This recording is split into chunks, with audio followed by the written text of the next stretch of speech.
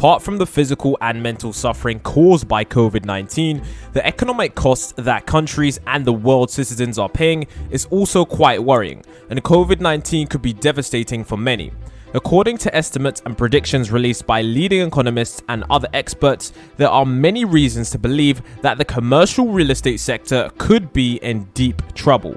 The retail space is in for some violent shock, and this could indeed be very bad news for the $15 trillion commercial real estate market.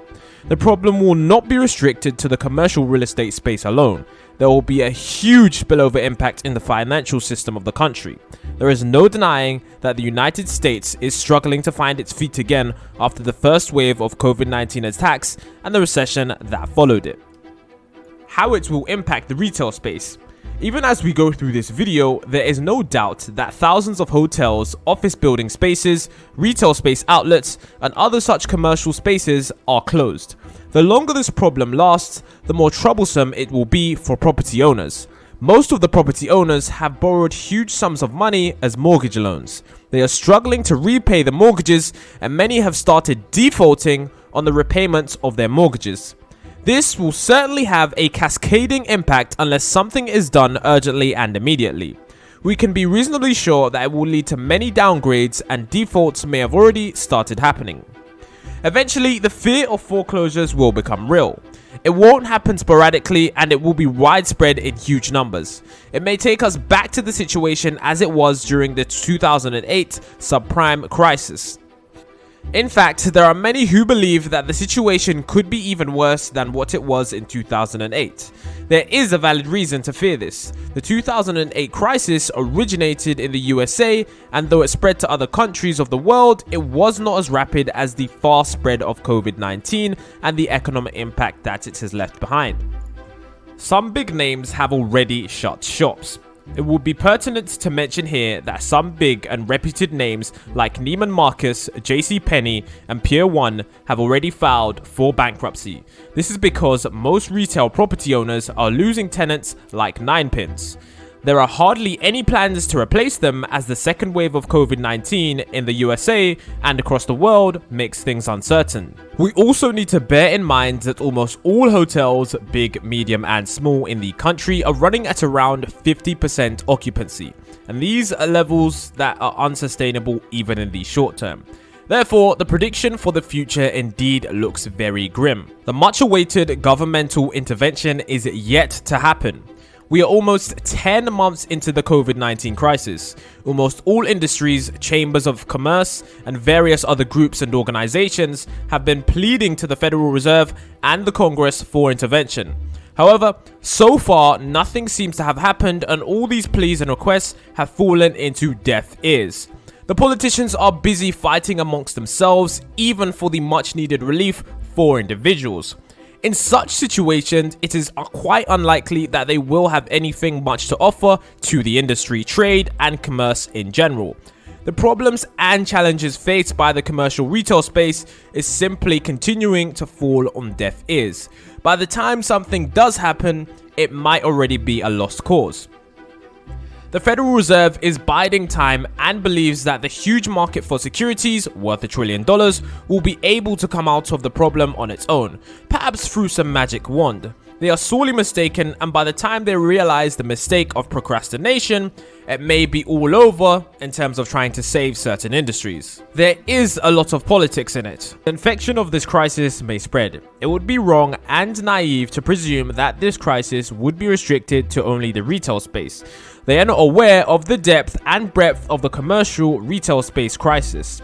According to some big names belonging to the Mortgage Bankers Association, people may not be able to stay in their homes and apartments for too long because of lack of job and incomes. When thousands of commercial spaces are closed for months at length, it certainly will have a disturbing impact on the jobs and employment avenues for thousands of people across the board. Without a stimulus, you cannot expect people to spend. When spending does not happen, demand will not be there unless demand picks up across all sectors and segments. The much-awaited turnaround will not happen too soon. This will mean more misery and more suffering to people across the board. The whole thing continues to be uncertain. Unlike the 2008 crisis, where some prediction was possible, things look quite fluid and unpredictable because of the COVID-19 pandemic. The drop in the commercial real estate market is a huge and very clearly evident drop. However, even the best of experts are not sure as to how long the whole crisis will last. It all depends on how soon business travel and tourism gets back on track. Going by the current trends, it is quite unlikely that things will be normal for at least another year. This is putting more burden on the hotel industry, and they may not be able to take it anymore unless some sort of aid or help is coming. Yes, it is a fact that many office buildings have not started feeling the pain of the massive economic downturn. This is because most office spaces are taken on long leases. However, as work from home becomes a norm rather than an exception, many companies will have a rethink on extending the lease period once it reaches the expiry period. If this happens in large numbers, then things will get even worse. Distressed loans are on the rise. Banking and financial sector may also get badly impacted because of this crisis caused by the COVID-19 pandemic. Many commercial loans availed for commercial retail spaces have started becoming distressed. This has been happening since March 2020, and here again, the picture is not good to say the least. As more commercial loans become distressed and as more number of borrowers default on their repayments, the banks and financial institutions will have to take a big hit in their interest earnings, and as principal amounts also remain unpaid. It could have a major impact on the overall strength and viability of many banks and financial institutions. The death dance of the COVID-19 virus still continues, and this will certainly have a lingering impact on revenues as far as commercial retail spaces are concerned. Some property owners have been able to bring in some funds and have been honoring the bank and financial institution repayments. This could partially be due to the relief measures that were pushed through Congress. However, all these measures are now history because they have lapsed. Therefore, it may not be long before we see even regular repayment slipping because of situations that are not exactly under the control of such property owners and mortgage loan borrowers.